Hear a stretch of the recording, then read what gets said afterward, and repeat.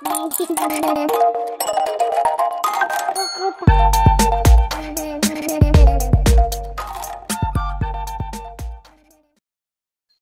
ஒரு ஏஜ் வரைக்கும் ஊசியில நூல் கோக்குறது வந்து ஒரு பெரிய டாஸ்கா இருக்காது.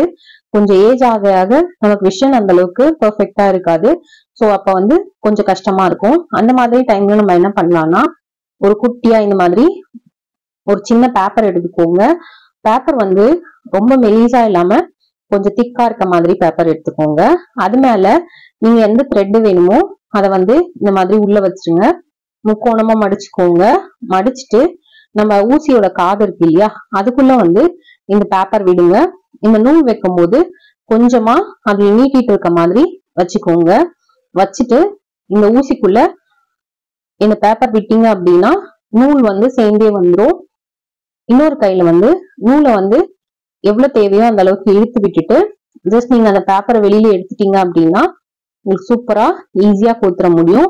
இது நார்மலா நம்ம ஊசிக்கு மட்டுமே இல்லை, நீங்க வந்து மிஷினுக்குமே இதே மெத்தடை ஃபாலோ பண்ணி உங்களால ரொம்ப ரொம்ப ஈஸியா நூல் கோத்துற முடியும். உங்களுக்கு நான் மிஷின்லயுமே கோத்து காமிக்கிறேன். இது ரொம்ப ஈஸியான மெத்தட். கண்டிப்பா ட்ரை பண்ணி பாருங்க. இதுக்கு வந்து நம்ம ரொம்ப எதுவும் தேவைப்படாது. ஒரு சின்ன பேப்பர் இருந்தா போதும், ஈஸியா பண்ணிக்கலாம். மிஷினுக்குமே பாத்தீங்கன்னா இந்த மாதிரி மடிச்சு எடுத்துக்கோங்க. மடிச்சுட்டு அதே மாதிரி நூலை வந்து இதுல மேல வச்சிருங்க. நம்ம மிஷின்ல இருக்க நூலை நான் இன்னைக்கு வந்து உங்களுக்கு தெரியணுன்றதுக்காக அந்த பக்கம் வந்து இந்த பக்கம் விட்டு காமிக்கிறேன். ஜென்ரலா நம்ம நூல் கோக்கும் போது இந்த பக்கம் வந்து அந்த பக்கம் கோப்போம். இன்னைக்கு நான் தெரியணுன்றதுக்காக அந்த சைட்ல இருந்து இந்த சைடு விடுறேன். இந்த மாதிரி கொஞ்சம் எக்ஸ்ட்ராவா வெளியில வர மாதிரி வச்சுட்டு இதுக்குள்ள அந்த பேப்பரை விட்டுட்டு நூலை மட்டும் எடுத்து பிடிச்சிட்டு பேப்பர் வெளியில எடுத்தீங்கன்னா சூப்பரா உங்களால நூல் கோத்துற முடியும். ட்ரை பண்ணி பாருங்க.